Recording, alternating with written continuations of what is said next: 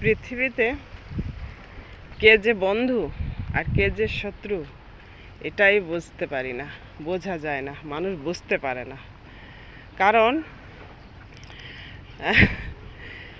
কিছু বন্ধু মানুষের জীবনে আসে আশীর্বাদ হয়ে, আর কিছু বন্ধু মানুষের জীবনে আসে অভিশাপ হয়ে।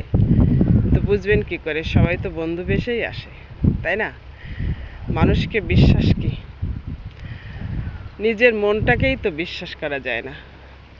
নিজের মনটাই তো বড় শত্রু। আপনারই দেহে থাকবে, আপনারই সাথে থাকবে, আর আপনার সাথে বিট্রে করবে। বলেন তো কেন? আপনার কথা একেবারেই শুনবে না, বেপরোয়া হয়ে যায় মনটা। সত্যি কিনা বলুন বন্ধুরা? সত্যি কি মিথ্যা? অবশ্যই কমেন্ট বক্সে জানাবেন। ঠিক আছে, ভালো থাকেন, সুস্থ থাকেন, বাই বাই।